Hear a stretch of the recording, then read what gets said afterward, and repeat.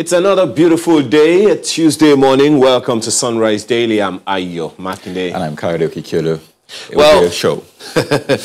Well, straight to the papers this morning, just to let you know, so many things that have been captured and are being captured. One of the things that's already giving some people a little bit of uneasiness this morning is, what if this strike looms or continues and then as you feel scarcity? No need to worry. Just something. The Vanguard newspaper is the first thing that we're looking at this morning. NSAS, NBA, CSOs, SANs flay FG's move to try protesters. FG trying to silence me by freezing my account, says NSAS activist. Everyone has right to protest. That's according to the United Nations. We will not escape another NSAS protest if that is something that's accredited to the Senate. It's on the front page of the Vanguard newspaper this morning. This is actually quite interesting given the fact that we heard that report yesterday that the state government, Lagos state government has said about 253 protesters should be freed unconditionally.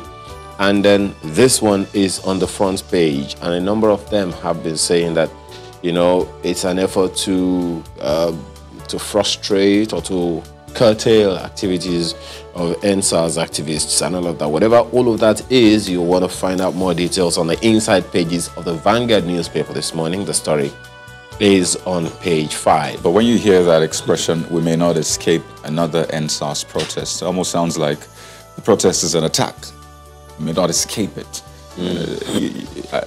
Maybe it's in the couching of the words. Maybe it's in the couching of the words. But truth is, I understand what he's trying to say, saying that, well, he was talking about the budget. He was speaking in the context of the budget, saying we need to ensure that this 2021 budget captures some of the demands of the youth.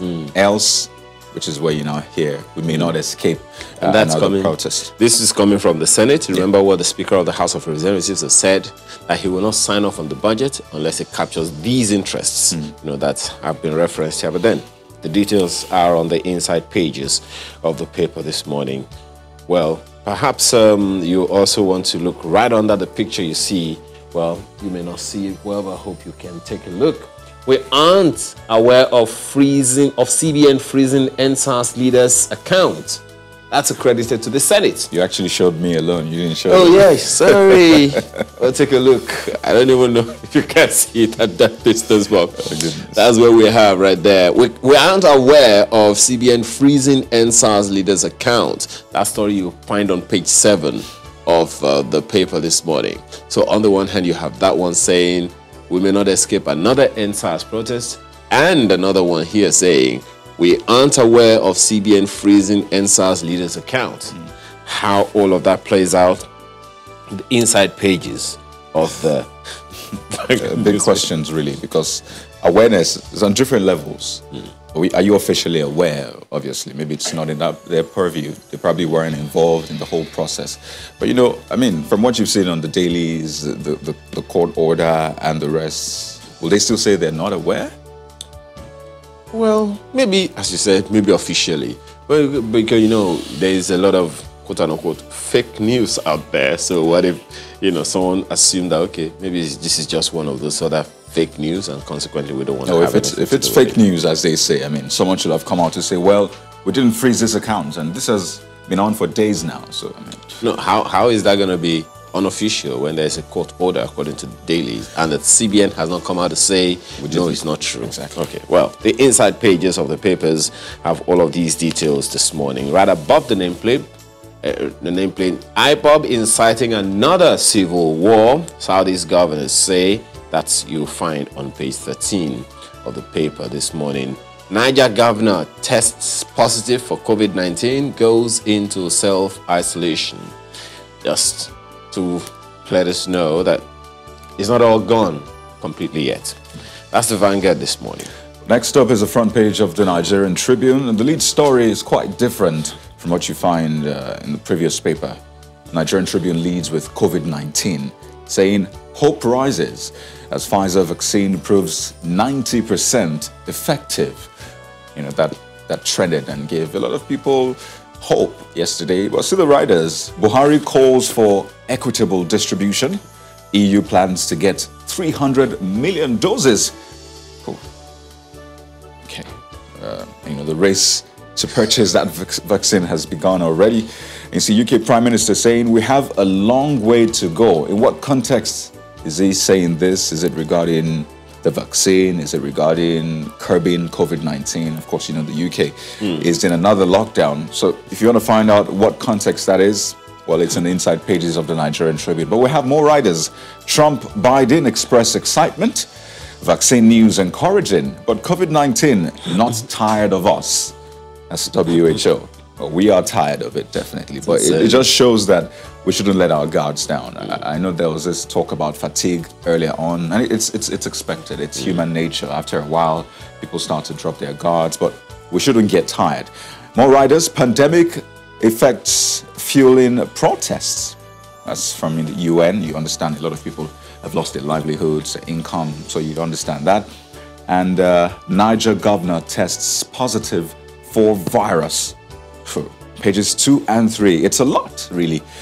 That's why you have it on 2 different pages of the Nigerian Tribune this morning. And you see the picture on the front page shows the UNDSG Vice President Yemi Osinbajo and the Minister of Finance. They had a meeting and they launched something yesterday. It's called the Nigeria UN Plus Offer for Socio-Economic Recovery 2020 to 2022. More stories right under that. You see Boko Haram. UAE court upholds life jail term for Nigerian convicts. We did hear that the Nigerian government says we're on top of it. But this is the update regarding that one. It's on page 27. And ASU, SANU, NASU, enmity will destroy varsity system. NUC warns. We spoke with the ASU president yesterday, and he said that, well, this is not really a battle between the unions. And he tried to make that clear. So this is another perspective. It's interesting.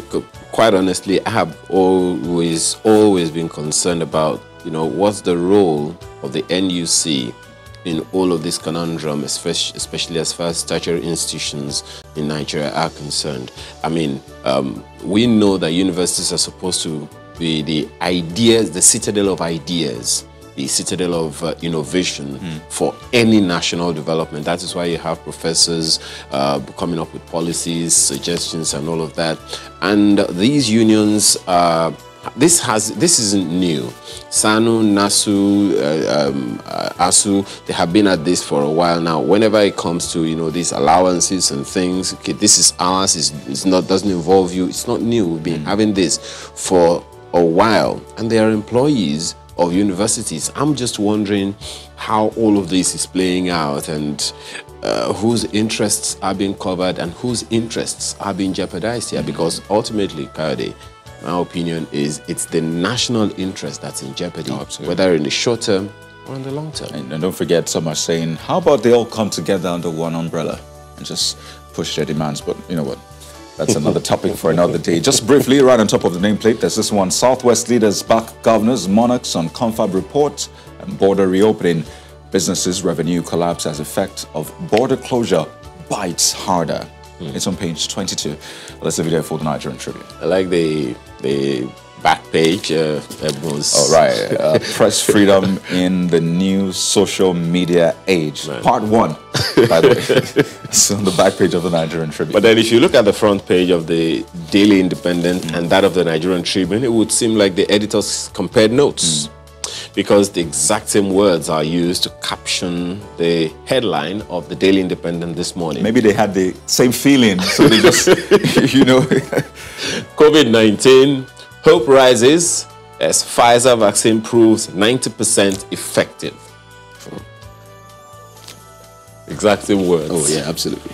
Well, perhaps where they differ would be the riders. Buhari, others hail vaccine against coronavirus. NCDC warns of second wave despite drop in infections. Well, perhaps one might also say drop in infections is relative because of late the rate of infections has begun to increase. Yeah.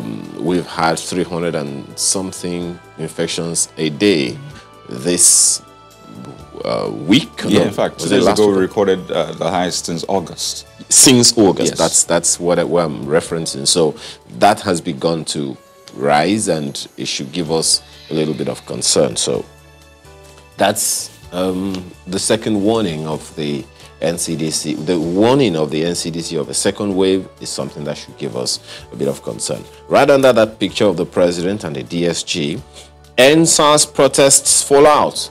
Buhari to youths: keep your peace. We're exiting stage soon. More details in the papers. Yes, more details. I'm wondering to understand the context and what stage. The story is on page 4. Lekki shooting destruction came as surprise to us. That's according to the United Nations. Another youth protest will be disastrous, Lawan warns. That story is on page 4 of the Daily Independent this morning. A couple of interesting stories right above the nameplate. APC crisis, Governor Buni may step down as caretaker committee chairman. That story continues on page 24. Fuel scarcity looms as Pengasan begins industrial action. That story is on page 4. We had this conversation yesterday. About time government stepped in to make sure things don't get worse. Well, okay, I think someone is aware of what you're talking about. FG considers merging ASU, SANU, NASU.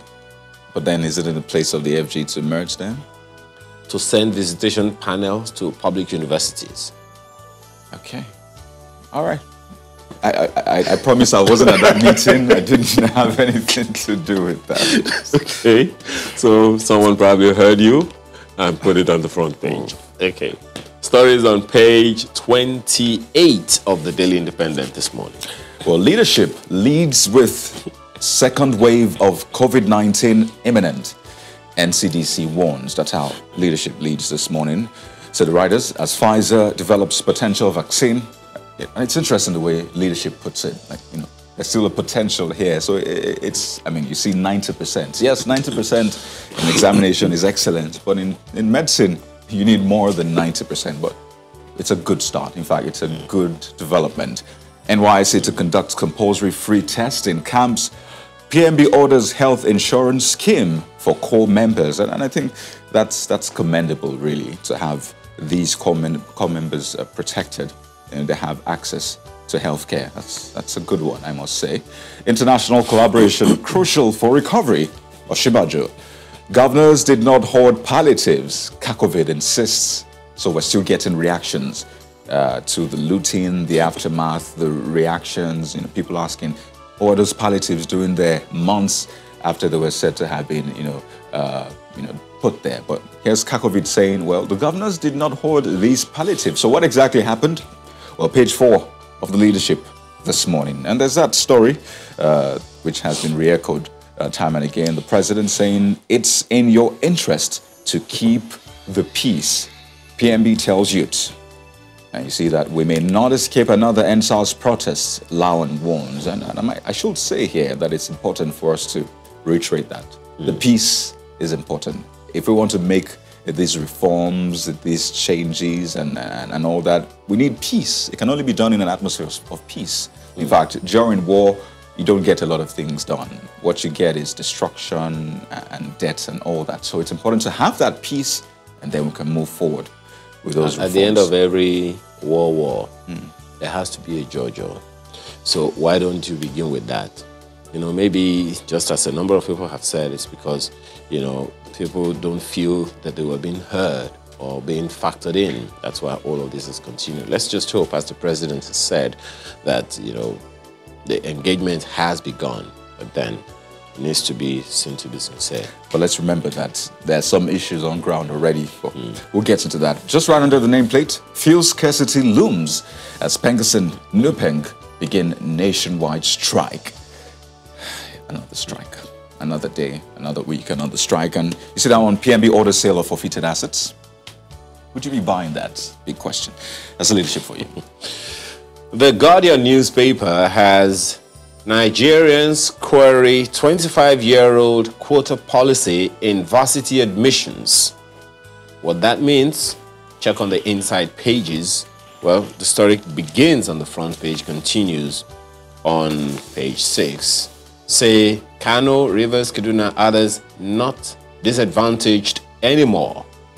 Stakeholders call for end to policy. Policy attacks excellence, celebrates mediocrity. Who said that? You may want to find out on the inside pages. Bayero lecturers defend policy, blame northern leaders. Recall also that about, I don't know which policy this is about, but then remember what the Speaker of the House of Representatives had said about the federal character policy, that he is saying, look, you know what, maybe we should just move on as quickly as we can about this. But then, that's the front page of the Guardian newspaper. Well, take a look at the front page of a Daily Trust. We paid 6.6 million naira ransom for our daughter's release. Katsina community. 26 girls spent 23 days in captivity. But take a look at what the Zamfara government says. No ransom paid. So, where's the truth in this? Well, more details in page 4. Delegation ambushed by bandits. That's the police, and you see a picture on the front page shows the governor of a state with the 26 rescued girls. And you know, yes, this is a good ending to this, but what's still of a major concern to me is the fact that we have kidnappings in their numbers. I mean, imagine 26 girls being kidnapped. One would have thought that we were away from this, but here we are again. Oh, sad. And under that, mixed feelings as NYC reopens camps today. And I can imagine some corps members are excited. I mean, finally get a chance to serve their fatherland. And I can imagine parents thinking, do you really have to go? I mean, with COVID-19. But don't forget, NYC is conducting tests for the corps members. So it appears as though they have this under control. And don't forget the health insurance also. That's a Daily Trust for you this morning. The Daily Times newspaper leads with UN wades into EndSARS crisis. That story is on page 2. Find out what all of that is about. How is the UN wading in? The inside pages will tell us. And among other stories you'll find on the front page of the Daily Times newspaper, federal government to unify ASU. You were there at that meeting. I wasn't. Federal government to unify ASU, SANU, NASU under one union. How that is going to play out, the inside pages will tell you this morning. Well, on final note, News Direct is next. Fuel scarcity looms as Pengerson commences indefinite strike, meaning there's no date for the end of the strike in view yet. It's on page 16. And 2021 budget ready for presentation next week.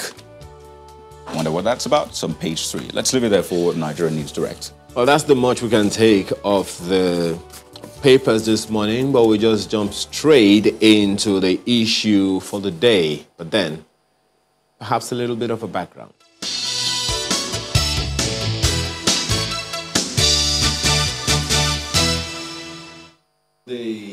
Ms. Amina Mohammed joins us this morning from our studios in Abuja. She's the Deputy Secretary General of the United Nations. Thank you so much for joining us. And I don't even know how to begin. 2017 till now, it must have been quite a lot of work for you. Busy schedule, no doubt. Good morning, Nigeria and Nigerians. It's wonderful to be with you, and it has been a busy schedule, but what else is expected? You're handling 196 issues in many countries around the world, and so I'm just pleased to be back home, pleased to be back on a visit that takes us around West Africa in our region. Well, we know that you will enjoy it at home, but then, just as you said, 190 issues, definitely no mean task. Added to that, so many other issues that were not part of the plan at the beginning of the year, or even, you know, as at the close of last year, which is COVID-19. We're still dealing with all of the issues on the list of the Sustainable Development Goals, topmost of which is the poverty question or the poverty problem, greatly exacerbated by the COVID-19 pandemic, lockdown all over so many countries of the world. How has that affected things generally across whatever the economies are, developed economies, developing economies, undeveloped economies? Well, I think it's been quite a shock. In January, we were all planning to embark upon the decade of action to get to the 17 SDGs and the 2030 agenda. And by February, on my return from a gender-based violence initiative in Papua New Guinea, we were suddenly faced with lockdown. And I think at that time, everybody was looking at what is happening. There's a health crisis. We have to respond to a microscopic virus that is putting a pause on the world. I think very quickly it was understood that it wasn't just the health crisis, it is the socio-economic impact, and that was across developed countries, developing countries. And so with the UN, getting into a response that makes development now an emergency was quite a challenge.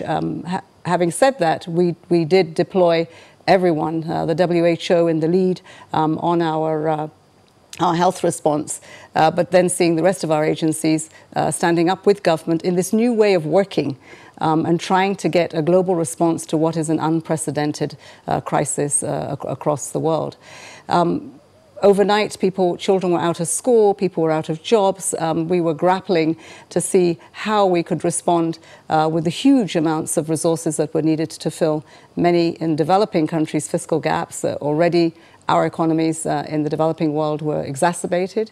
We saw an agreement that we needed a global response, but countries looked inwards. In developed countries, we saw trillions of dollars being spent, and yet the billions that were being asked to support developing countries were not coming. We saw supply chains suddenly broken. So many challenges came at once, and to stand up and to try to respond to that was what we did with governments. Fortunately, in the case of the health crisis and the response, the community here in Nigeria, the international community here in Nigeria, was able to gather around and to provide those first PPEs that you saw coming in to try to help support the strategy of the government on the crisis. Well, as you said, COVID-19 exacerbated things, but if we take it back a little, poverty was a major problem all over the world, and tackling it for different governments was always an issue. Now, with COVID-19, it only got worse. How far back have we been taken as a result of COVID-19 in the fight against poverty? Well, today on poverty, we're risking losing another 150 million people receding back into poverty, and that's what you want to stop, the slide back into poverty. But let's also remember that one of the greater challenges we have was inequality, and the distribution of that wealth. Even when it happened, those that needed it most were not getting it.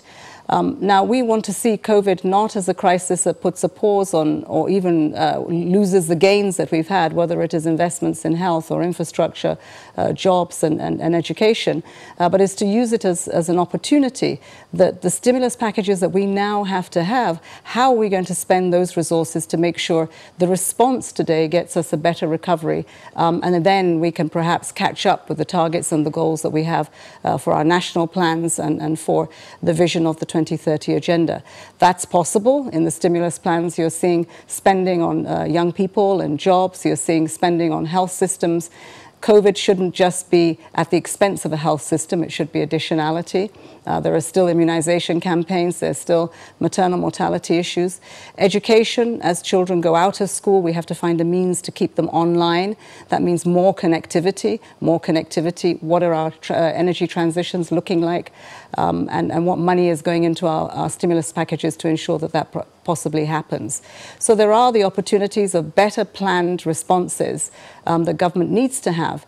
Now, in the cases of our developing countries, the gaps that we have to fill is really what the international community needs to put on the table at the G20, at the G7, in international fora, that we find those resources and we take down the barriers to the access of those resources, that countries like Nigeria and others can fill those gaps to make sure that we spend on people.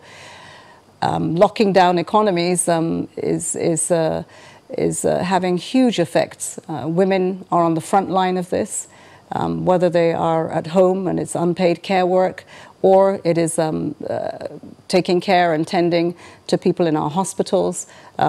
It's the informal sector. This is where we're finding that women and young people are being hit hardest.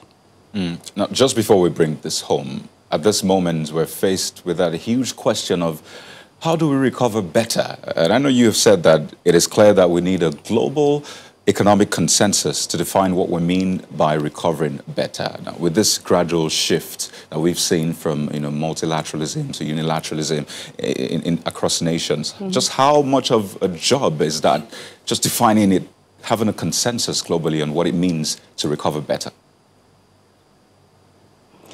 Well, very early on, when we were looking at the reactions of the G20 IFIs in March and April to see whether that global response was happening at the scale it needed to happen, it really wasn't landing as it should. And so here, the Secretary General, together with co-conveners of Canada and Jamaica, put together the Financing for Development initiative to bring countries together to put on the table what those issues were.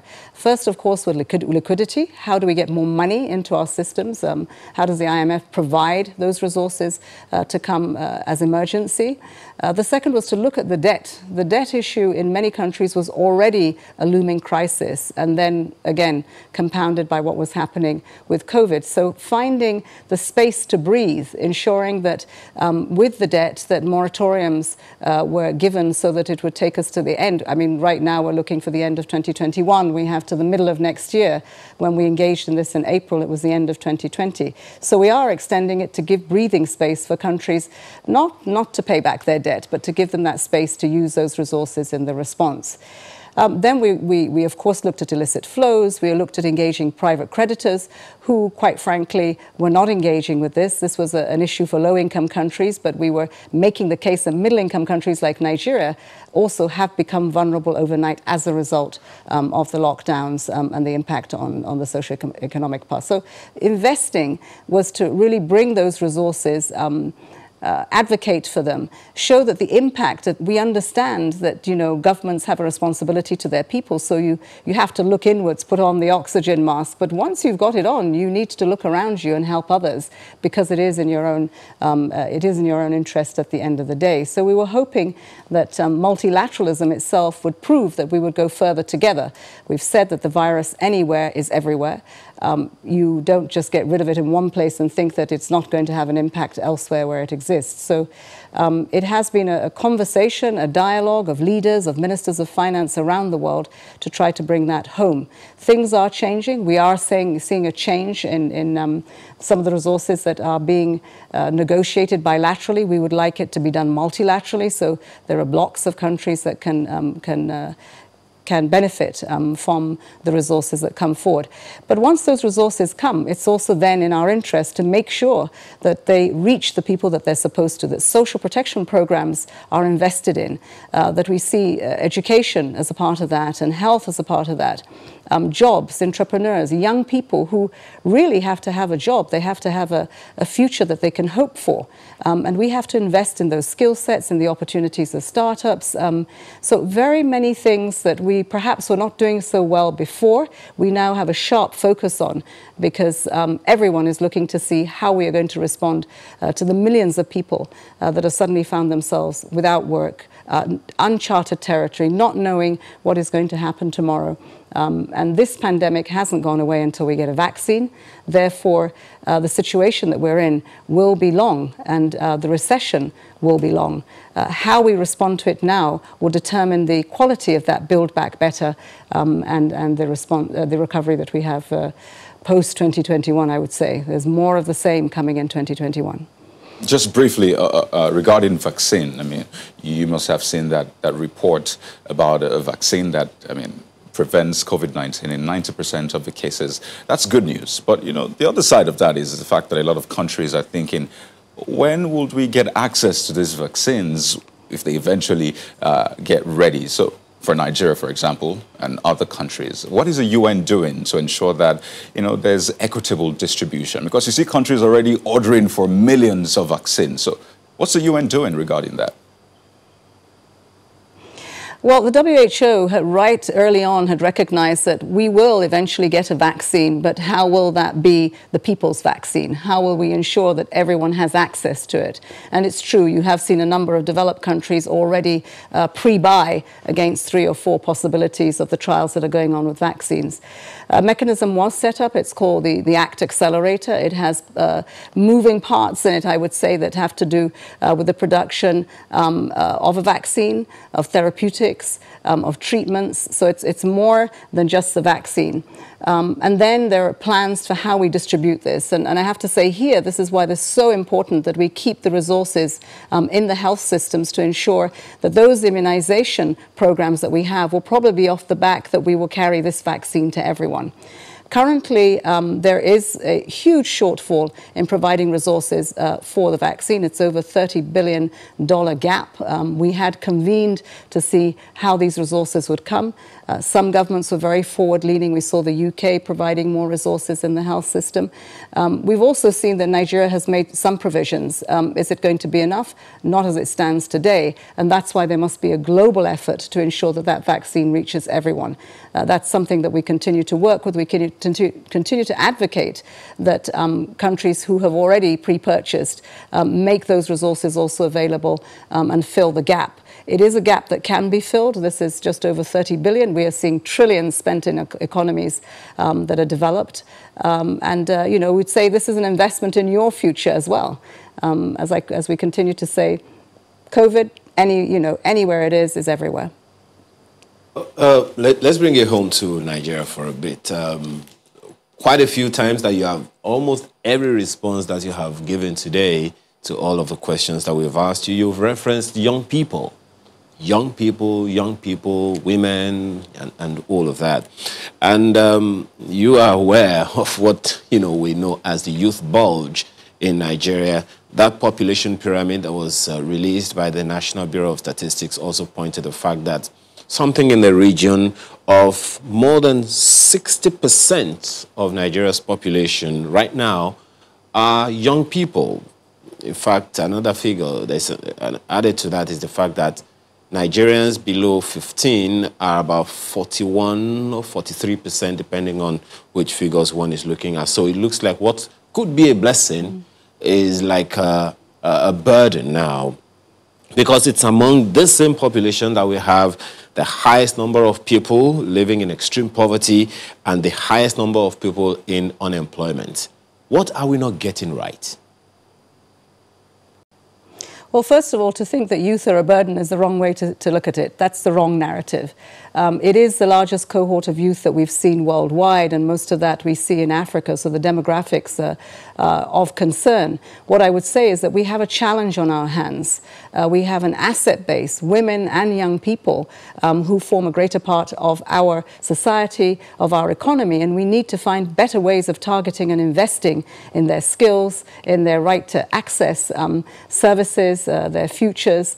And I think that's what we're not getting right, is that the plans that need to happen from a local government to a state government to a federal government and coherently work towards empowering young people, work towards empowering women, is where we've had it wrong. We've talked about it, but we've not actually done it. And I think that one of the things that this government in particular has taken quite seriously are the investments in infrastructure. We've always said that infrastructure, without it, you can't build the foundations of an economy. Now, young people have to be involved in that. And that infrastructure, for what? What are we building it for? Today, we're looking at a generation that is very different from ours. Technology is a big part of what will be their way of communicating, their way of doing business. It has got a huge opportunity. It has a downside because technology, like everything else, if it's misused or if it is not invested in at the levels and scale that we need, will not give you the benefits. But we're also talking about urban populations, and urban populations and cities are of the future. Over 70% of world population will be in cities by 2050. So we have to build for that and plan for it and recognize how that is that's going to interact with the realities that we have. So it is why also when we talk about the SDGs, it's not just 17 goals. It's understanding our economies have to be more inclusive. They have to be greener or bluer, depending on whether you're talking about a transition on energy that needs to be solar-powered, wind-powered, or perhaps a blue economy for which Nigeria has great potentials. And it's just organizing the wealth that we have and ensuring that it is targeted at those who will help lift the potentials of this country. So I go back again to saying youth are not the burden. They are the challenge that we must overcome in putting them in the places that they need to be put, because they're the future. But that future has already started. It's now. And we've seen that as voices are raised around the world, young people tasking the social contract between governments and themselves, challenging institutions to become much more responsive to their needs as well.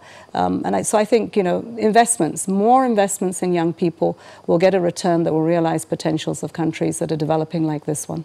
Well, we'll come to those pockets of people in different parts of the world who are raising their voices, especially in Nigeria. But going back to what you said about, what we need to do and what, government has been doing, one of the observations a number of people have made is that governments come, execute one policy, and once that government is out of the place, out of the stage, another one comes, throws that one in the dustbin and starts another one. And of course, it goes on and on like that. So the question then is, and you've talked about the different tiers of government, is it a problem of policy or execution of those policies? I know that, while in government in Nigeria, at one point you served as advisor to a president on public sector reforms. Is that a challenge? Is it a problem of the execution of the policies or the policies themselves that are not futuristic for the young people in particular?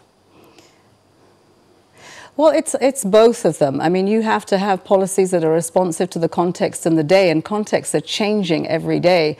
The context in Nigeria that we have today is not just about a population or the inequalities and poverty. You also have the context of the humanitarian crisis, whether it is climate-induced or it is conflict, internal conflict, displaced persons, the northeast insurgency that we see. All of that has to come to play in what is sometimes a very short-term view of what needs to be done. The cycle of our democracy is 4 years, perhaps at the outer edge it's 8 years. And you have to find ways not only of working within the 3 tiers of government, as is in this country, but with the 3 arms of government. Institutions need to be strong to carry the kind of tasks that we're asking them. And there has to be a collaboration where it is not just about the federal government spending, but there are constitutional responsibilities of the other tiers. And so you need to come together with that spend to get an outcome that says all children are in school, all people can have access to health. A woman that goes in to have her baby will live with the hope that she's going to come out safely. But today, maternal mortality rates are so high, you're not quite sure. So these are things that are interactive within the tiers, but also within the 3 arms of government, our parliaments, the executive arms of government, and of course the justice. They have to come together. We need to invest in them. And that's, over the years, I think, has not been the most attractive of investments. And governments need to think through where those monies go and how you leverage other sources of finance from the private sector, so that government doesn't remain the only place. It remains the institution that provides enabling environments for others to thrive, from the local government to states and the federal level. Well, we always talk about building institutions, making institutions strong, madam, but it would seem like it's almost like a mirage. We keep trying, we keep talking about these things, just as you said. What do we need to do to really strengthen the institutions so that they can work effectively as you're proposing? Well, I mean, first of all, decide what institutions you need to carry the vision that you have. And often governments that are coming in to right-size your overheads in order to try to get what you need is a difficult decision. And to right-size, to build the capacities that you need within governments to reform institutions takes quite a lot of resources. Those resources are competing demands. Do you provide for health or education or water and sanitation, and then you want to invest in infrastructure? You don't have the resources available, so you're trying to find ways, first of all, to prioritize, hope that within your 4 years or 8 years that you can make the impact that you need at scale. So I think, we're also challenged by the resources that are needed. But let's actually talk about the resources that we have. What are we doing with what we have, and how do we coherently have a conversation with states and local governments so that the whole of revenue that is available available to us is used towards delivery, improving the service. I mean, you know, when you talk about the policy somersaults that we have, those institutions that are weaker are not able to hang on to those policies so that the new administrations that come can build on what has been done before and perhaps respond to what is a current context. It is a difficult spend. It's not the most attractive because when you spend on institutional building, it's not seen overnight as you would build a housing estate or put power up for communities. But it is what I would say is the software if you want the hardware to work. And that's a very difficult spend. So prioritizing and doing it over time consistently, having a spend in building stronger civil service to deliver in health and education is the way to go. But it's a very unattractive spend, I have to say, because it's not seen in the first instance. But I believe that the lessons learned as having neglected those institutions, we are faced with what we have today, where you know, these institutions cannot lift at many different levels of government. And I'm sure that you will see leadership around the country always talking about the capacity of their institutions to help them deliver. Well, another thing we always talk about is the capacity, the potential of the youth. So let's go back to that youth component. I know you've spoken about the NSAS protests. You have, you know, asked for peaceful protests. And I recall earlier on during the protest, there was this rumor flying around on social media that the UN would intervene if protests last for 30 days. Of course, that proved to be untrue. But people would still like to know at what level the UN is interfacing with the government regarding, you know, the protests, the demands that have been put out, and, you know, finding a resolution. At what level? That's if the UN is involved at all. Well, the UN's always involved because this country is very much a part of the UN. And when these protests started, the Secretary General was keeping a very close eye, as he does with all protests around the world, as to how this was evolving. And, you know, I have to say right from the onset, you know, this was an incredible movement of young people who were well organized, well intentioned, had legitimate concerns, and came together to make that felt and to say to government, you need to take care of these issues that over time have been exacerbated, and today COVID is making an even bigger mess of it. And I think that that was a good thing. I certainly was proud of young people that I knew who were part of this. But very quickly, we have to understand that when you go into a protest, and let's remember we were all young and activists at one time, that you have to have an end game. And in this particular case, there were demands made of government, and the youth succeeded because in the shortest possible time, government responded to say, we are going to take care of these first issues that you have raised, and many more were raised thereafter. That came to be means that there is an engagement, and that engagement needs to continue.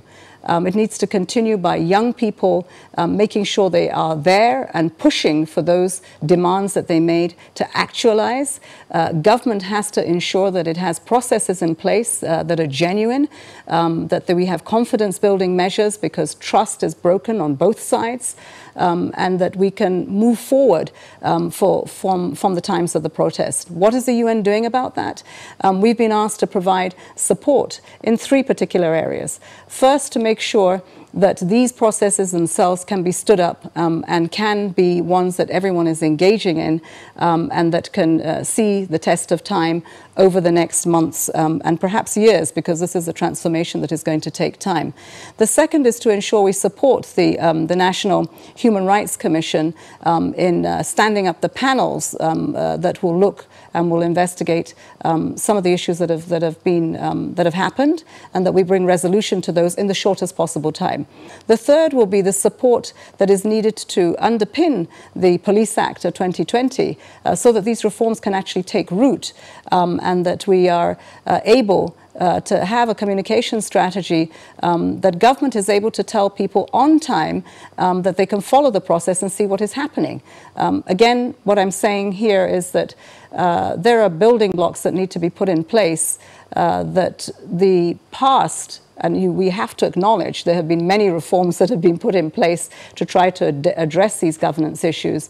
What is it that has failed us, and how do we not make the same mistakes? And so the UN's support to government is to make sure that we can put in those platforms, we can engage and continue to support the bridge building and the police reforms, the other governance reforms that have to be put in place to make this a reality in the short and in the long term. You know, quite a number of issues to cover, but we understand you have quite a busy schedule. So let's talk about your visit specifically. I mean, you met with the president, you met with the vice president. Well, you're not new to the presidential villa. You've worked with presidents in the past, but this is different. And for people that may have caught the press as, in fact, the front page of the dailies, they're asking, what do we expect right after this visit, the meetings you've had? What should we be expecting? What should we be looking out for right after these visits? Well, I think first is to note that the visit is about the international community who is saying we are present in some of the challenges that need to be addressed. And it is one of solidarity to countries, and that we begin with Nigeria, but we go on to Niger, Mali, Sierra Leone, and Ghana, and each one of them has a different context. Expectations are that we continue to push for the resources that are needed, and that countries like Nigeria will receive them, because we're putting a light on what government is doing, but we're also shining a light on the demands that young people and citizens have of their needs.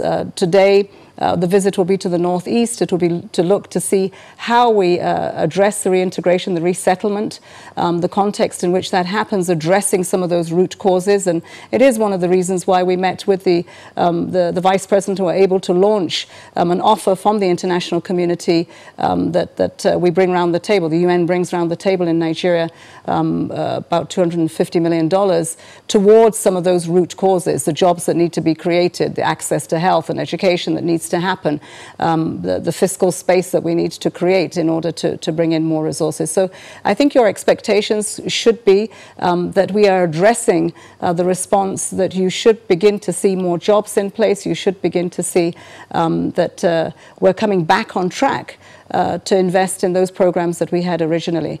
However, the reality is that this is slow. It's not as fast. It's not treated with the urgency that it deserves. But I always say that our reality is not very good. Our aspirations are amazing. There is a gap between the two, and every day we need to work to close that gap. And we need to do it with all stakeholders. The more inclusive we are, the more we are communicating and accompanying the challenges that people and countries have, I think that the better chances there are for us to continue to create a sense of stability and to get to the end, the end result that we would all like to see, that people have jobs, that people are, not witnessing the gender-based violence that we see in our communities, the frustration of, I don't know what will happen tomorrow, the anxieties that have been created by COVID that are bringing so many more issues up on the table, like mental health, which all over the world is a big issue. Well, we have just about 2 minutes before we take a break, and then we'll come back to you to close. But very quickly, if it is possible, within 2 minutes, concerning the expectations that people should look forward to as a result of this trip, what specifically should the young people be looking forward to? I know that you've stated the issue, but if the young people who are quite restive now, as it would seem, are right now, what should they be looking forward to within the shortest possible time, given the limitations and that gap that you talked about?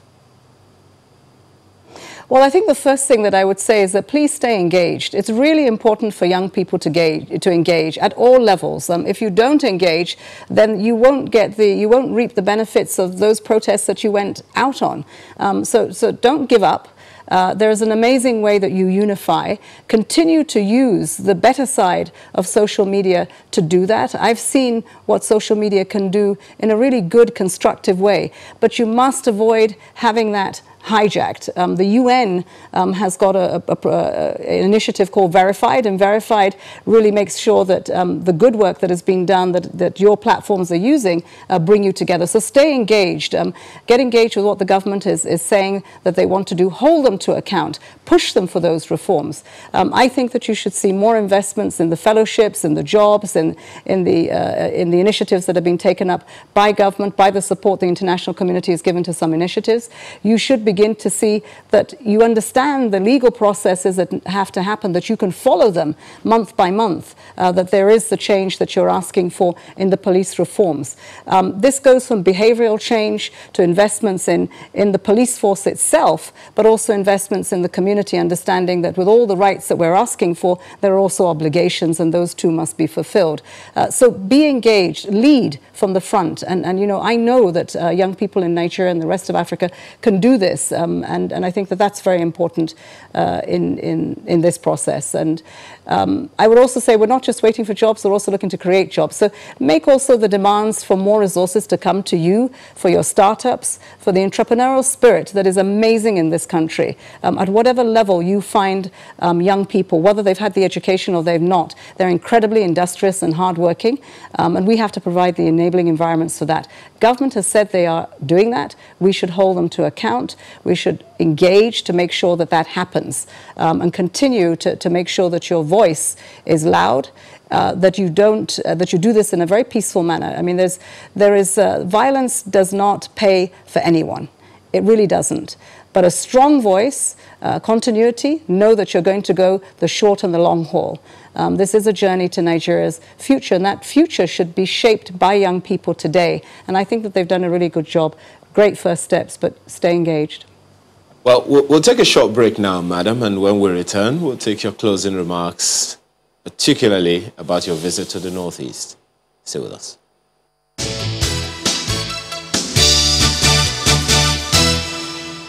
Thanks for staying with us. Well, Ms. Mohammed, tell us about your expectations with your trip to the Northeast. One major concern that everyone talks about, you know, countrywide actually, is that of security, and perhaps more importantly, in the Northeast. What are your expectations? What's the plan? And what's your take on this whole security conundrum? Well, I mean, the security conundrum in the Northeast is one that has been exacerbated by it being more than just about Nigeria. It's about the externalities as well. So we can talk about the Africa context and the role that Libya and other countries have played in exacerbating the insurgency. The security forces still have a job to do, and I think that what they've done so far has actually seen a lot more stability in the region than we've had before.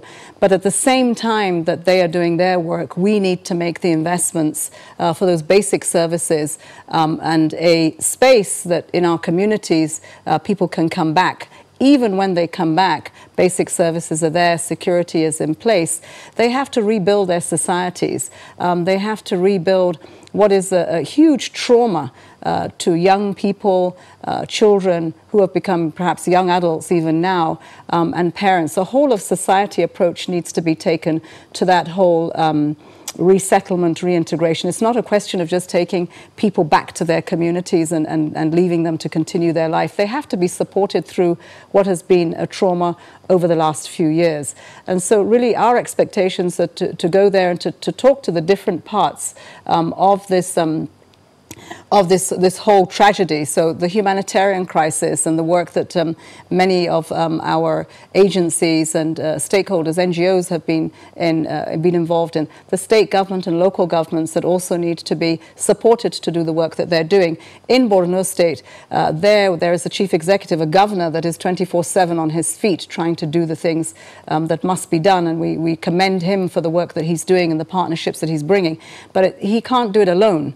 So the support of the federal government, the support of the international community for the different strategies that we have in the Northeast. Some of that has got to do with the Lake Chad Basin stabilization program in which we're bringing resources to try to bring back livelihoods, to try to address some of the issues around climate change, and also to, as we say, look at the huge population that we have to look at the informal sector, giving the skill sets that bring them into the formal sector, connecting them, not making it that, you know, technology is something for other people, but we can actually bring technology in and connect to education, connect to businesses.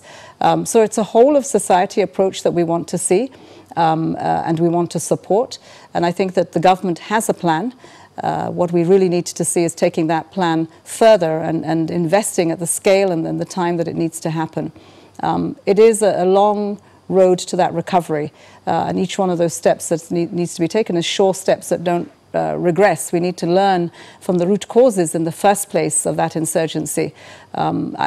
I was, you know, that's where I grew up. I went to school in Maiduguri, and I know that terrorists are not born. There are conditions that come together in an environment that give youth no hope, that make them very easy fodder for those who wish to cause the instabilities that we see in our region, and they're easily hijacked. And I think that that's what happened in those so many years ago, where we were not paying attention to, again, that social contract between government and the rights and aspirations of people. So we'd like to get back to that, and we think that by and large there are big efforts that have been made, but there are still many parts of Borno that are not inhabitable today, that it is not secure. And those that are, how can we begin to do the resettlement, the reintegration, and building back those societies as a whole? Those areas that are habitable, there's a challenge of desertification, maybe shrinking farmland. In fact, that population is increasing. So the farmland you had for maybe 20 people 20 years ago is now for maybe 200 people, and it keeps shrinking. Now, you've talked about recovery. There's a socio-economic recovery plan which you launched with the vice president. And I want to believe there's some area that, you know, handles the Chad and their realities in that particular recovery plan. But looking at it deeper now, how does it work? How will it work in the next 2 years? I believe it's 2020 to 2022. How will the funds be sourced? How will they be dispersed? I mean, $250 million. What's the process, really? Well, firstly, we would, look to see that government is developing a pipeline of programs that need to be invested in around health, around social protection, and very specifically targeting women and young people. What are those initiatives?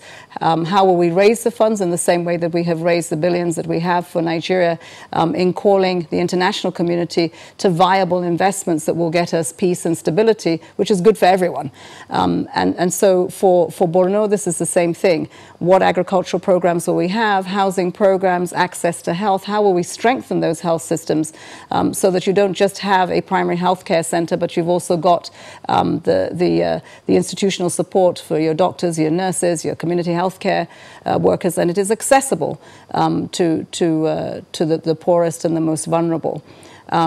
In the same way that you just talked about the desertification, many initiatives such as the one that I heard yesterday from the Minister of Environment, the afforestation program that is happening, many programs that are trying to bring livelihoods back to the Lake Chad, whether it is farming or fisheries, even as the President embarks on trying to find the resources for recharging Lake Chad. There are still many initiatives that you can have with what you have. So how to make those investments and to make sure that they come sooner rather than later. I believe that already we have some programs that will be in place that will look at livelihoods that within the value chain of food security. That's important in that region, that we are investing in new farming methods that are perhaps closer to people's homes so that they are more secure, and that is plowed back into the economy. The returns that you get from that, as long as we have a market that is beginning to increase and to benefit everyone, then we are seeing the returns in revenues. Those revenues should go into the services that government should supply. We need to see the economy kick-started again, and that those that are in the local governments that have not been able to benefit from that doing so. The last time I visited, I mean, we have a number of camps which for people who have been there for quite a while now, and it would be good to see how we can reintegrate them back into societies. Schools are going to be important.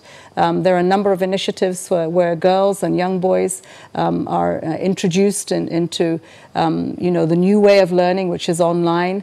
We have to close that digital divide. This is an opportunity. So some of those investments that you will see in the 250 million will go to what I would say is leapfrogging. We're not going back to pre-COVID.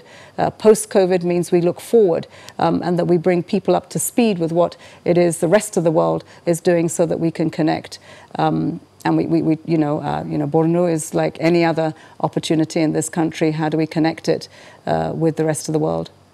Well, it's in that same region that we've had some unfortunate incidences, especially concerning, development workers. The United Nations has had its own fair share of, loss of lives of some development workers who are doing everything they can to ensure no one is left behind. How do we ensure that that does not happen again? It's a better collaboration between government, the security forces. We will always take risks serving humanity in very difficult contexts, and our humanitarian workers around the world deserve, every one of them, if they could have a Nobel Prize, they would. The World Food Programme got the Nobel Prize this year, and it really is a recognition of the sacrifices that are made, whether they are abducted, whether they're involved in the conflict, they lose their lives, or even to COVID. We've had some that have also lost their lives to COVID. And we continue that struggle. That's the struggle for peace, and to try still to make sure that children and women and young people, we get those resources that are needed to them every way we can. There is a looming crisis of famine, and we don't want the food insecure people that we see by the millions for that to be exacerbated, so we do have to reach them. But the collaboration that we have, it is, as the military forces will tell me, a theatre of war.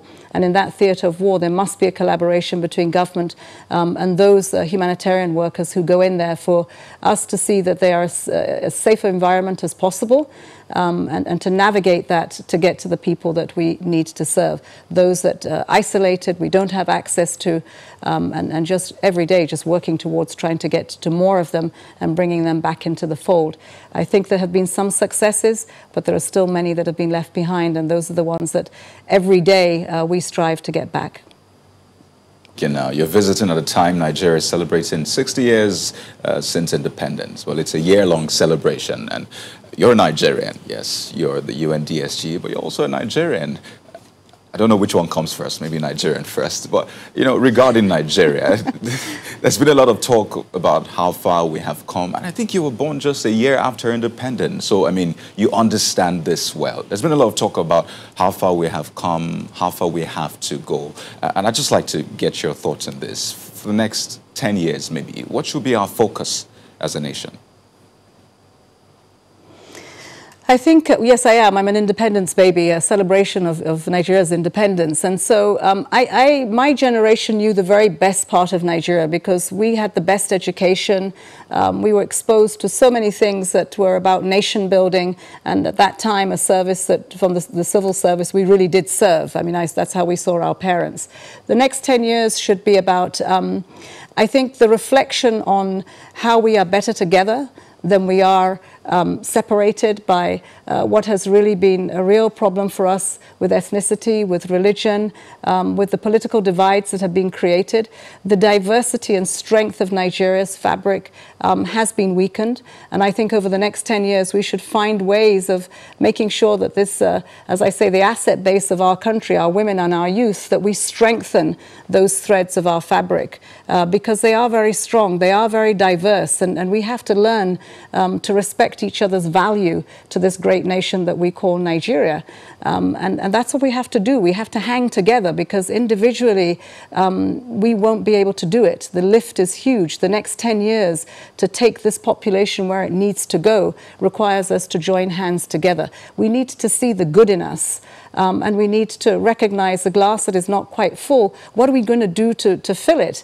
We need we really need to see the good in Nigeria. And so much has happened happened that is good about us. And yes, there are lots of things that are not right, but if you dwell on them, then we're never going to make it. So I think we need to recognize what is not right and work towards making it happen, and know that we can do this together individually and collectively. We have responsibilities. And to respect each part of this country, we all have something to add in value, but we have to invest in that. So the next 10 years is the last 10 years of the 2030 agenda, the 17 goals, and just look at those goals as an integrated way in responding to Nigeria's needs. They're very, very representative of those needs that we have. Education is a big one. A society that says no to violence against women, against anyone for that matter. A society that really empowers entrepreneurial spirit that we have, and that we lead in this continent, because that's what's needed, leadership. And Nigeria can provide that leadership. It's Speaking all over. of leadership, I mean, particularly when you see the young women that we have. Right. You know, on that note, it's too good to miss. So I'm very hopeful. On that note, now you talk about leadership and women. Do you still think that a woman will succeed President Buhari as the next president of Nigeria? That is my hope. That is my hope, and I do not see that there isn't a woman that cannot do that. And I always believe that you should strive for that aspiration. You don't fail for want of trying. So, you know, women should stand up. They are 50% of the vote. And if they can convince the he for she's, the men who support women, then why not? Absolutely, why not? There is no reason why a woman cannot lead Nigeria. And I think that what we really need, whether it's a man or a woman, is a Nigerian, someone who looks at this country in its unity as a strength, and really begins to talk about moving forward, realizing those aspirations or potentials that we talk about, move from the paper to the practical realities that can happen in our 774 local governments, in our 36 states and FCT. There is work to do, and it is possible. And it's certainly possible under the leadership of a woman. Well, the United States of America is celebrating a lot of firsts. We look forward to that first as well in Nigeria. Well, we have to thank you very much, Ms. Amina Mohammed, Deputy Secretary General of the United Nations. Thank you so much for your time and your thoughts. Thank you so much for having me. Thank you. Yeah. So we are back in a moment to take on another issue for the day. Please stay with us.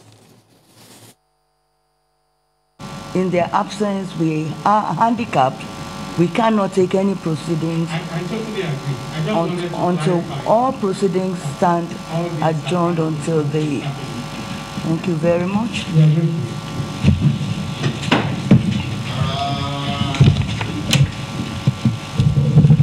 According to the information we got from my lady, the chairman of the panel, that they couldn't go on simply because the people didn't feel right to come here because they are under sanction.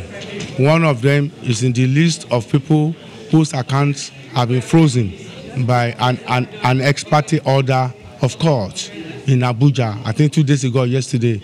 They couldn't bear to live with that. And so they are protesting that what is the meaning of this? You set up a panel for the purposes of finding a solution to this issue, and yet panel members are now being sanctioned. People who are not just any other member of the panel, but protecting the special interest of the protesters are being sanctioned. And that is why they are not here.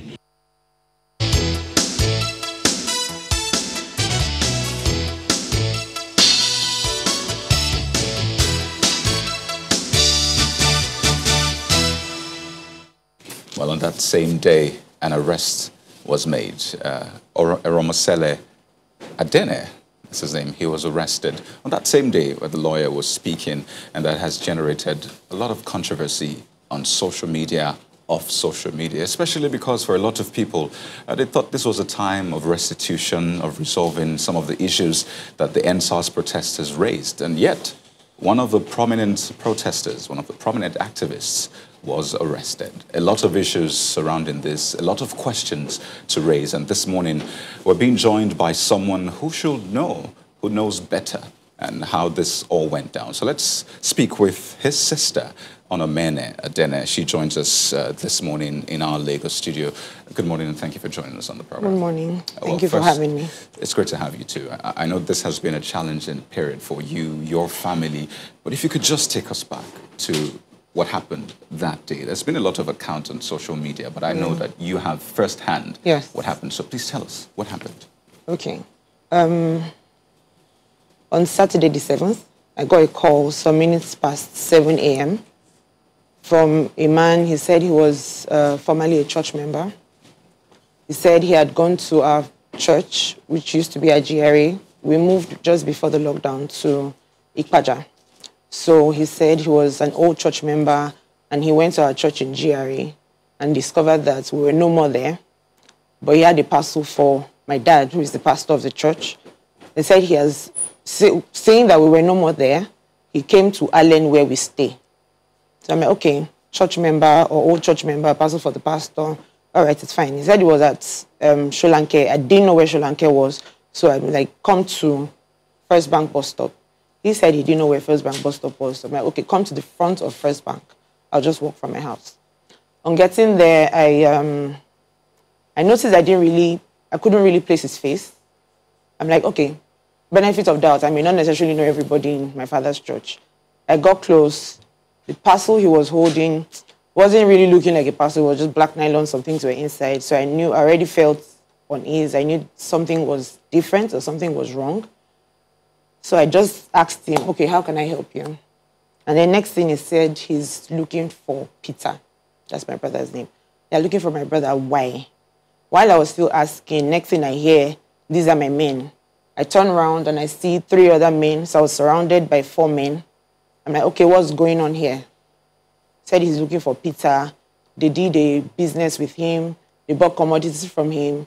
They transferred money to his account, his Zenith account, to show that they knew he had his Zenith account. And he didn't deliver the commodities. I'm like, my brother doesn't sell anything. So this story I'm not buying. My brother is a musician. He's a philanthropist. He's the owner of Belefu Nigeria on Instagram. He takes care of the less privileged, motherless babies, different things. He feeds the hawkers on the road.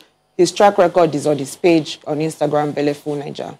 That is who he is. So you saying you bought something from him, you transferred money to his account, and he didn't pay. I knew that was some cooked up story. So why exactly are you looking for my brother? And then he said, I should take him to my house, that they need to see my brother. I'm like, sir, I can't take you to my house. You have to explain why you want to see my brother. While I was still talking,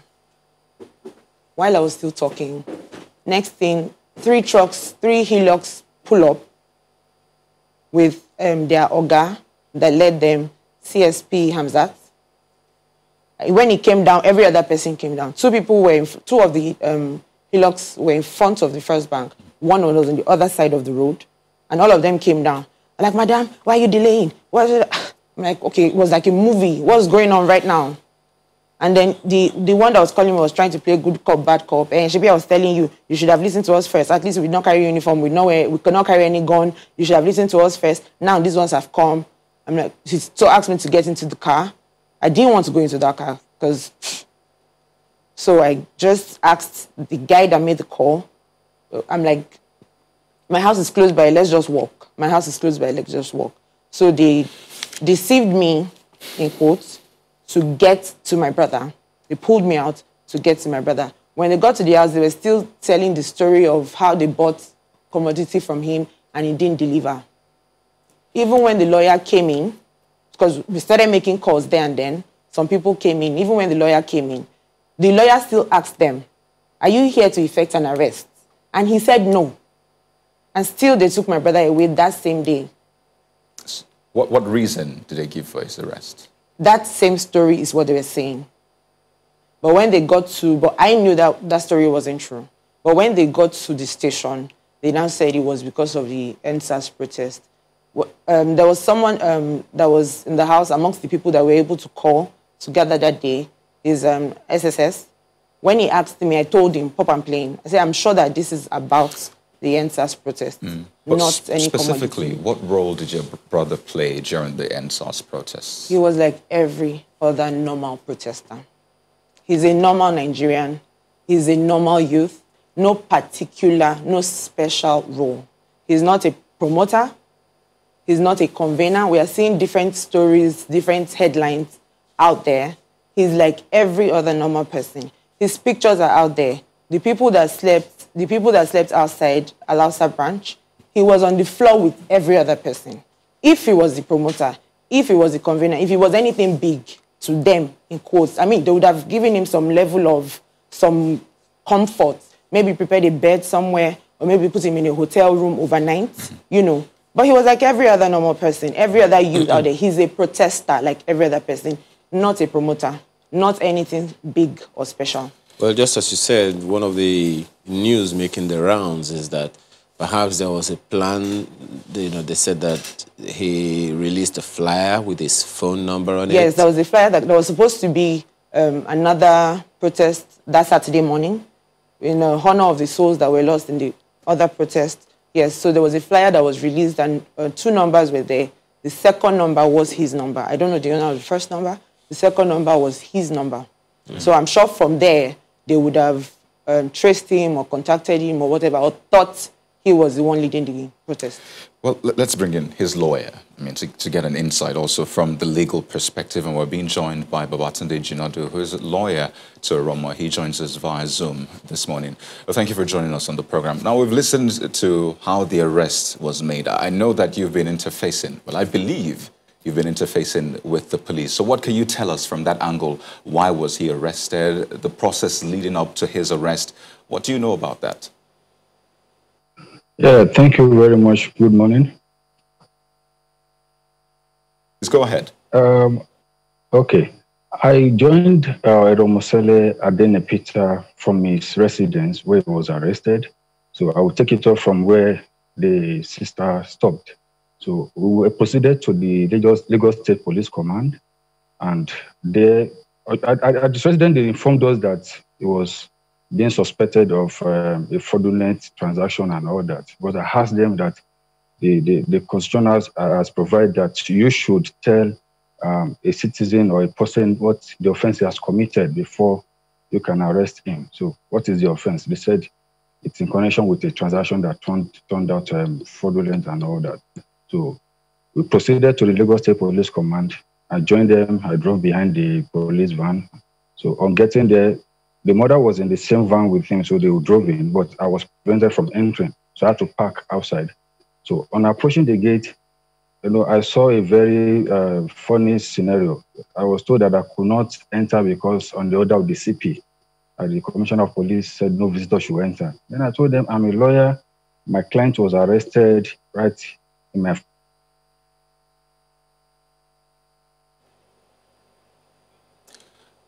We seem to be having difficulty with the internet, but we'll get that sorted, really. But as it stands right now, yes, do you have an idea where your brother is, at what state he's in right now? Yes. So yesterday, the lawyer went to Area F to check up on him because he was in Area F as that Sunday. And then we found out that they had moved him to an unknown location. About over an hour later, we found out he was moved to Abuja. So we had to start making calls, you know, and then the lawyer had to move to Abuja as well. So yes, we know where he is. He's been able to talk to his dad. He's okay. He was weak because since Saturday he has been eating once because he didn't want his stomach to be upset. Not because they didn't feed him. We were the ones bringing food for him, but he didn't want his stomach to be too full. So since Saturday he has been eating once. But when they moved him to Abuja, unknown to any of us, of course, he couldn't eat because we didn't give him food. So he ate around 6 in the evening. Of course, he would have been weak. So we saw news going around that he was taken to the hospital. Yes, because he was weak. Maybe blood sugar was low or something. Okay. But he's fine. He's fine. Nothing has happened to him. Well, we'll come to you again. But let's go back to Mr. Jinadu. So take it from where you were before we had that internet interruption, Mr. Jinadu. Okay, thank you very much. So at the point of entrance, I told them that I'm not a visitor, I'm a lawyer, and I have the right to meet my client who is in police custody. And I have to go in. But they had to just rush me out that I can't stay. They don't want the CP to detain them and all that, that somebody was detained because they allowed the visitor into the premises. So at that point, I had to say, I called the PPRO, Mr. Olumuyiwa. I told him that, sir, I'm outside now. I came with a client that was arrested and I'm prevented from entering. And if I leave here, I don't understand, but I'm going to write to the Supreme Court to take off my name the role of legal practitioner because I'm being prevented to practice my profession. So because I got so angry. And so later he called me, he pleaded with me that please don't go, just wait, I will come out to take you in. That truly the CP gave that directive, but he will come and take me in. So he took me in. I met him, so he informed me that he had been interrogated. Was there a particular reason, just a moment, was there a particular reason why you were barred from seeing your client at the time? Was there a particular reason given to you? They didn't give me any reason. Probably, I don't know if it is security reasons, but I don't know. They didn't give me any. They just said, the CP said nobody should come into the police command premises. Is that normal practice, you know, in this kind of process? It's strange to me. It's strange to me because even at Zone 2 Police Command, they have never denied me entry into the premises to see my client. So, and I've been introduced myself as a legal practitioner. I think the right thing is to profile me and check if I'm truly a legal practitioner. And I'm with my ID card, my Nigerian bar association ID card. And I told them, I showed them the ID card that I'm a lawyer. So you should have checked me, searched me, and profiled me, then let me in so that I can deal with my clients. But they said, no, I can't go until the police PPRO, Mr. Olumuyiwa, came out and, you know, he told them that I should be allowed. Okay, so you eventually saw your client, then what happened? Yes, I saw him. You know, he told me I'd be interrogated, but he told them he won't speak until he sees me. So, and at that point, the IPO brought out the statement form. He began to interrogate him in my presence. So I was there. You know, a statement was taken, and after taking a statement for a couple of hours, he took it to the OC SIB, that's the CSP Amza Tambai. So he took it to him, they looked at it, they brought it back that I should add some things, they questioned him further. I said, no problem, go ahead. So he wrote, he added to the statement, and then they took it before the CP. He told me it was the CSP, that's the OC SIB, told me he was going to meet the Commissioner of Police to interview him and tell him so that he'll get back to me. Because at that point I said, yes, you have investigated this and you showed me. Oh dear. Well, still having that. Okay. Are you, Mr. Jinadu, are you still there? Yes, I can hear you clearly. Can you hear me? Please go ahead. Quickly conclude your thoughts. Okay. So at that point, I told the OC that I'm applying for his bail orally, but he said he needs to get the directive from the CP. So he went and came back and said the CP is not disposed to granting me the bail of my client, Eromosele. So at that point, I put a call through to the CP. He didn't pick.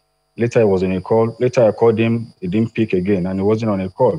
So I had to send him a text that I'm with my client and I need to see him and discuss. So at that point, I knew there is something playing on there. So I had to quickly do a written application for the bail. So then I took it. I want to see him. I want to submit to him and all that. But the policeman at the passage to his office stopped me from going in. He said, I need to go to the OCSIB as if he has been told, because that was his response to me. And he didn't even know me. He didn't know me as a client, as a lawyer. So he just told me that I need to go and see the OCSIB. So I was surprised. I said, where is the PA? He said he's not around. And I knocked at the office of the PA. I saw that it was locked. Okay, even the OCSIB has been going around. I couldn't find him at that point. So I knew that they don't want to release him. So I told the mother that please, let's go, let's come back tomorrow morning and give him food. Because at that, we had to get food for him and all that. So was there any reason? Was there any reason given for not granting him bail? Honestly, I wasn't given any reason. Okay. he has not committed a capital offense, and he's just a suspect who you told me probably he wants to incite people against the government and all that. Okay. And I said the fact that he put his phone number on a flyer does not mean that he's trying to incite the public. He's just putting his phone, and he has not even admitted that he's the one that put the phone. Anybody could have put the phone number there. Okay. So you saw his phone number does not mean that he is the one inciting anybody. It's just a phone number that is put on a flyer, on a call for a peaceful protest, not for terrorism. Yeah. So what is the status? What is the status now? Do you know where we hear all kinds of things are going around? Is he still at Area F? Are you still in touch with him? When was the last time you saw him? Well, I think I quickly need to flash back to the procession from the police command. So the next day on Sunday, when I met him, I asked him, they called me that he's at Panti from Area F, from the state command. So I said, why Panti? Oh, I drove down to Panti again. So I met him there. That's the state CID at Yaba. So I drove down there, I met him, and he told me that he was moved to Area F cell around 11 p.m. So, and then that he has been destabilized since then. That I said, why do you need to move him from state command set to Area F cell? And state command is just behind Area F there in Ikeja. So why do you need to move him? Is that still part of investigation process? What's the need for that? So at that point, they said they wanted to interview him or interrogate him again in an audiovisual facility at state CID. So I said, well, there's no problem, but this gentleman had made a statement earlier at state command. So, and there's no problem. Yeah. Well, while we wait to re-engage with Mr. Jinodu, Harry Obe also joins us in our Abuja studio. He is Director Legal of National Human Rights Commission. Thanks for joining us this morning. Well, this is one of several stories like it. What do you make of all of this? Thank you very much. Yeah, it's a period that calls for vigilance and utmost alertness by citizens and law enforcement personnel alike.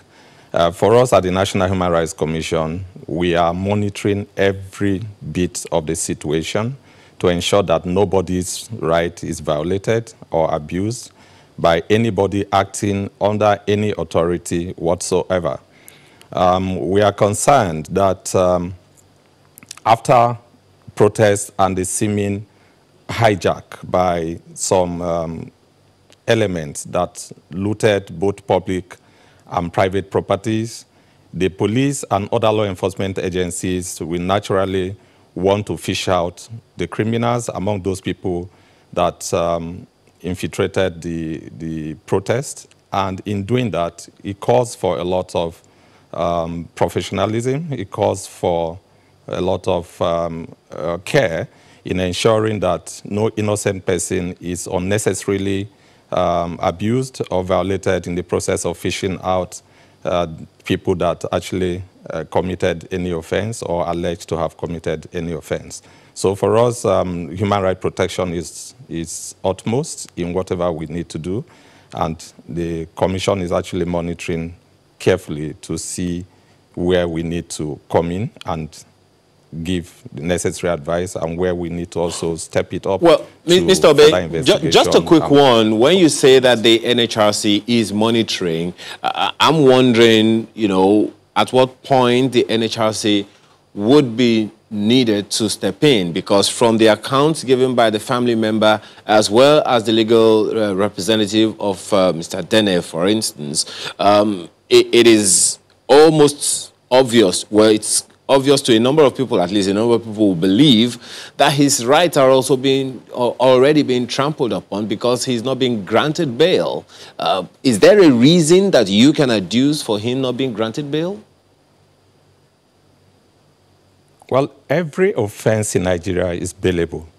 But I'm just hearing this in the studio as I sit about the refusal to grant bail. I don't know the details yet. If the Commission is aware Just a moment, of this matter if I've been aware. Just a moment. Yeah. Are you aware of any such case where, you know, the police or any security operative is holding one protester or another in all of these that have been happening that, you know, have not been granted bail or something? What has the NHRC done, especially about this whole NSAS protests nationwide, to even mitigate, to show that, okay, we are doing something to ensure that justice is served correctly and no one's human rights are abused? Well, when I said monitoring, we need to see specific cases to step in. The only case that the Commission has investigated or stepped in directly is the report of alleged invitation and also arrest of some persons in Osun. The state office actually has been on top of that matter. They're in touch with the families of the persons concerned. In fact, the state coordinator was in court yesterday on the information that some of them were going to be charged or arraigned in court. And he reported back to the commission that that did not take place yesterday. By this morning, he also confirmed to me that the commission is not aware that anybody is being held in detention, but they are in touch with both families of persons that fear that they could be arrested or that have been invited to make statements to be sure that none of their rights is violated. There's no specific complaint that I can say as I sit here that the commission has received and that it's investigating. Apart from the reports we see in the media and also the social media, we have not received, to my knowledge, any specific complaint by anybody that is being held in police detention. We are aware that aftermath of protests like this or things that we just witnessed recently, the possibility of people being profiled negatively is there. And that was what actually gave rise to the advisory that the commission gave when the NSAS protest was on to all the state offices across the Federation. We have 36 states across the Federation, and they were asked to monitor and ensure that nobody is profiled negatively, nobody is arrested, and nobody is held unjustly by law enforcement agencies. I have not received any specific report before coming to the studio of anyone that is being held to the knowledge of the commission, and intervention has not been made in that regard. Well, let's now focus on the one we have at hand. I mean, from the account you've heard from his sister, his lawyer, that there are questions about the process leading to his arrest. I mean, his sister says she was tricked in court. She was used as bait. I don't know if that's normal procedure, but then his arrest, his detention, refusal to grant bail. Just so we understand what the process should be like according to law, what should have happened? What should have played out? What does the law say in cases like this? Okay, the law or the expectation according to law is that if there's any allegation that somebody has committed a crime, such a person can be invited by the law enforcement agencies for interrogation, and that such interrogation must be done in a fair and transparent manner.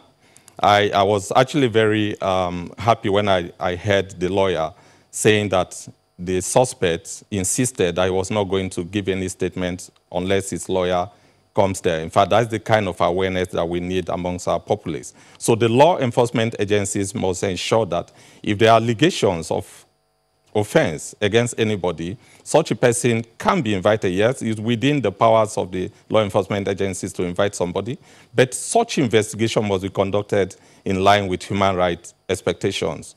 And so if someone has honored an invitation or after being arrested and statement has been taken, there is no reason to hold such a person in detention if there are sufficient guarantees to ensure that whenever such a person is needed, the person can appear to continue further investigation or stand trial. So the right to bail is a fundamental right of every citizen of Nigeria. But in doing their investigation, there must be sufficient explanation as to why bail cannot be granted. But we encourage that administrative bail and also judicial bail must be considered as a priority and as rights of every citizen that is being investigated in Nigeria.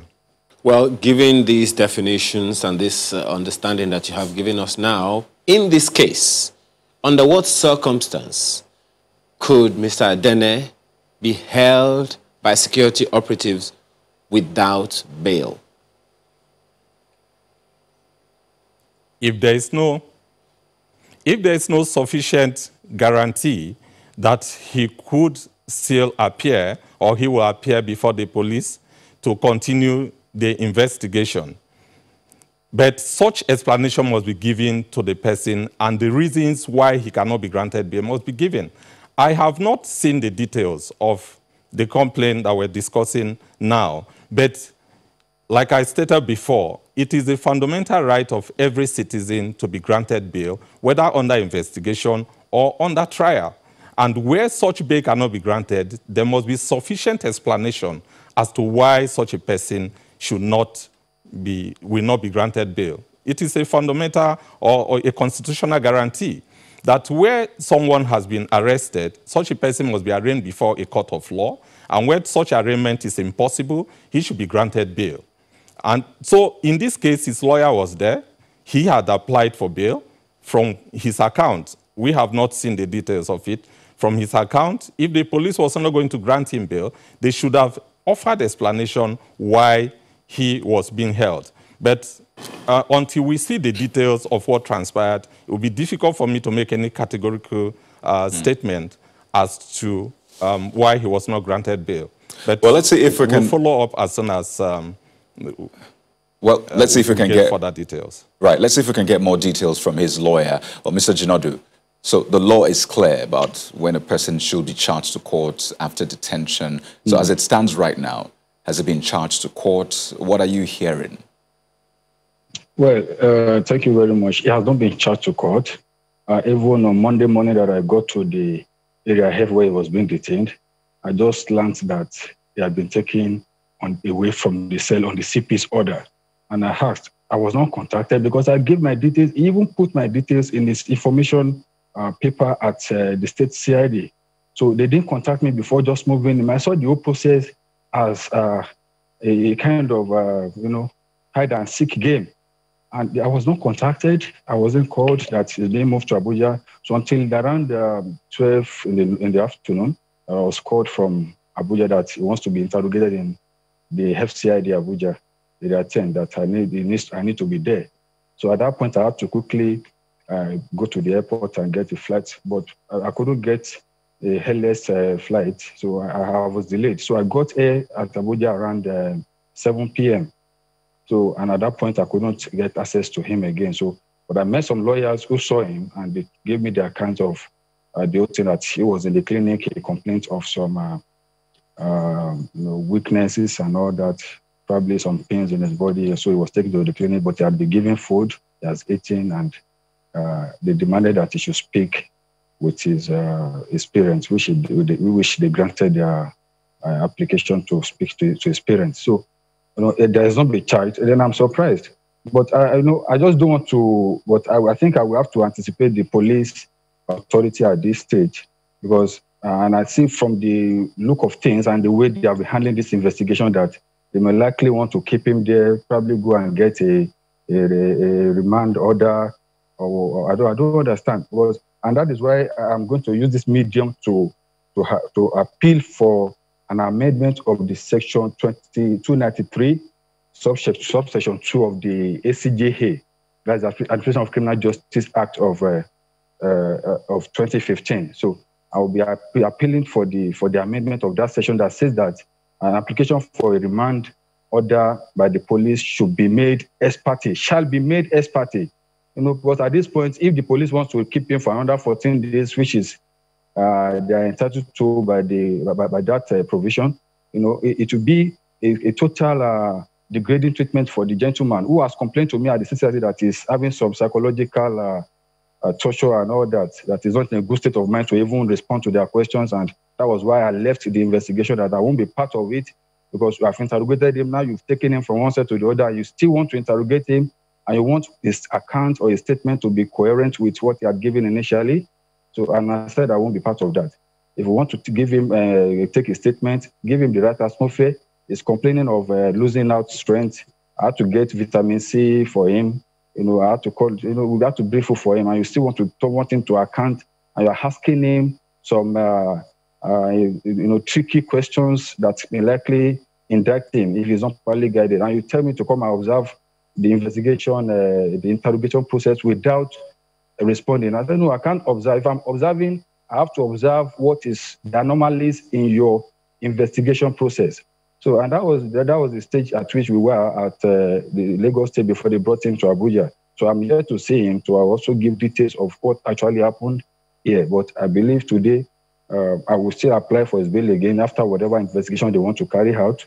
And then I hope they will grant, or probably they will still go to their normal holding charge that that they want to do by getting a remand order for another 14 days to keep him there, which I see this gentleman has not been, he has never been in the cell. He has not been indicted for any criminal offense before, and it's just in just a moment, just a moment, Mr. Jinadu. Everything is actually quite understood. But let me ask you, Mr. Dene, how was he arrested? How was he arrested? They came to my house and they picked my brother up from the house. Was he handcuffed? Was he? No, he wasn't handcuffed, but the picture of nothing less than 15 policemen, fully armed. I have never seen an AK-47 in my life. I saw it that day in my house, because you come to pick an innocent citizen, just a protester, someone that has the right to talk, fundamental human rights. Nothing less than 15 policemen. How old is he? He's 27. How are your parents taking this? They're extremely worried. Extremely worried. We've not rested since Saturday. As a matter of fact, we had like 3 days vigil in church. So that was since Wednesday, Thursday, Friday, something else, church program. And we all planned that we were going to rest on Saturday. And this started Saturday. So my parents have been running around since Saturday, Sunday, yesterday, Monday. So they haven't rested. My mom is here with me this morning. She's supposed to be at work, but she's here with me. So they're totally worried. Everybody is worried. We need our brother out as soon as possible. I understand your parents spoke with him. Yes, he spoke with my dad yesterday. I don't know, I wasn't there, but he spoke with my dad yesterday. May I mention that he has, as of last year, when he came back from, during his Belefu, Niger, he went to about 6 states just to share arms and all of that. So when he came back, he had some issues with his liver, maybe the change of environment or the situation where the situation of the places he found himself because of his love for this country. He came back with some issues with his liver, hepatitis, something I can't remember which. Yeah, so that is not even good for him. Him being there, him not being in the place he's used to, it's not good for him because we fear that anything can actually happen to him. I'm not saying harassment or anything. I'm talking about his health. So he needs to be released. He needs to be released. Well, let's get Mr. Obe's thoughts on this, because there are a lot of questions about how this was, conducted, where we are right now. But then another angle is, how do we move forward from here? The whole NSAS protest, they had their 545 demands, the government responded, and then some of them are saying, well, we need more, and which is why they thought, let's take to the streets once more. But seeing the way this case is being handled, do you think it might affect, the process, the ongoing process between government and the protesters, the judicial panel of inquiries, for example, and, plans that are being put in place to ensure that these demands are met? Do you think this might affect that in any way? Yeah, definitely we need to actually be careful and sensitive to whatever is happening now. Whenever there's tension in the land, there's need to actually work towards promoting mutual respect and understanding. We need to rebuild the trust of our people in the system. And so the people acting on the supply side, that is the government side, law enforcement agencies and all that, need to be sensitive to that fact that because of the fragile nature of what happened after the NSAS or the fact that it was hijacked, now the people tend not to have so much faith in government actions. So this is the time to actually build that faith back. And so in our reaction, or in carrying out our duties, we must be seen to be doing it professionally and doing it in the interest of the people. Because the reason why we exist in the first place is the protection of the welfare and security of the people. And so in carrying out our functions, which must be geared towards that particular mandate of protecting the welfare and security of the people, we have to be careful that the persons that have been alleged to have infringed the law are also citizens of the country. So we have to handle them with the humanity, the fairness, and actually love that is needed for them to know that even though I'm being investigated, you are doing this in the best interest of the people. So we have to actually be more vigilant now. Those of us that are carrying out the investigations and those of us that have oversight functions on some of those agencies to ensure that everything works together for the protection of the people. The protection that is required for the people is not just for people that are obedient. Even the ones that have offended the law need also some form of protection to ensure that they get fairness in the justice system. Talking about protection, Mr. Obey. Law. Yes, just a moment. Talking about protection, I want to believe that you are aware of that ex parte order that the CBN, received from the Federal High Court in Abuja to freeze the accounts of some identified protesters, about 19 or 20 of them or thereabout. Are you aware of that? Is there anything the NHRC is doing to ensure that that right that has been, that a law, a court order has been received ex parte to infringe upon, is it right? Is it not right? What is the position of the NHRC on that act of the CBN? Yeah, I read about the ex parte order yesterday and the development around it. It is an evolving development, and the Commission is actually studying it. Yeah, for an order to come from the court is an arm of this country that is meant to actually ensure stability. So if there was an order obtained by government to do a particular thing, we need to study it to be sure that that order was properly obtained, and then see whether it was the proper thing to do. So it will be difficult for me to comment on it on behalf of the Commission. Now, whether that ex parte order was properly obtained and whether it was the right thing to do. But whatever it is, the protection of the people and their rights as enshrined in the Constitution and other instruments that works or that is being operated in Nigeria must be protected at all times. So the Commission will study the development around the ex parte order and make the appropriate interventions that we need to make in the circumstance. Well, we have about a minute to, round up the conversation. So let me see if we could take parting shots. First, from Mr. Jinodu, I know that you probably have a long day ahead, but what are your parting shots regarding this issue? Well, as it is, I will be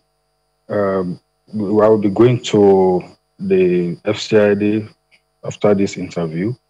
I would like to see the ACP in charge, ACP or Loho. Yeah, I've been trying to reach him since yesterday, but he has not responded. So I will try to see how we can affect his fundamental rights as enshrined in the Section 35 of the Constitution, because he has the right to personal liberty, and that right should be guaranteed, as Mr. Obi has rightly pointed out there. So we'll try our best possible. And right, we're winding down now. If you could just take 10 seconds. Okay, I'd like to say two things. Yeah. One, I'd like to say the government is not handling this the right way. Arresting protesters, arresting your citizens on the protest ground or picking them up from their houses is not the way to go. They have made demands. We are all citizens, so we have made demands. I feel they should act on the demands. That's number one. And then number two, I'd like to address the issue of Showere's tweets concerning this issue, my free my brother issue, because I got a call from Abuja yesterday, and they feel his tweets shows that they're working together. Everybody knows who Showere is and how he has been seen or how he has been termed in Nigeria. So they feel he is working together with my brother. I would like to categorically say they have never been in talks before. He is tweeting or retweeting what people have tweeted. Right. He is adding extra emotions and all of that. They are not together. Nobody is supporting anybody. My brother doesn't even know Showere. I think that's a great place to leave it. Onomene Adene, thank you so much. As a sister to Eroma. Mr. Babade Jinadu is a lawyer to Eroma, also joins us via Zoom, as well as Mr. Harry Obey, Director Legal at the NHRC. I would like to thank you so much for your thoughts on the program. Well, two very quick ones here. Ruth Olofin says, key takeaway from Amina Mohammed. In light of the calls for better policing and governance in Nigeria and Africa, it is important for young people to stay engaged to shape the future that they want. And this email from Dari Ajibike says, the arrest of protesters is real and it's going on. One of my friends was arrested yesterday after his account was frozen and was called to come to the bank. Upon getting there, he was told that he is a suspect of fraudulent activity and was arrested. On getting to the station, it turns out it was for the protest. Well, how this plays out in the coming days definitely will define progress that we will all make. But while that is going on, we'd like to thank you very much for your time and for paying attention to the program today. Have a wonderful day. I'm Ayo Makinde. And I'm Kayode Kikyodo. Thank you.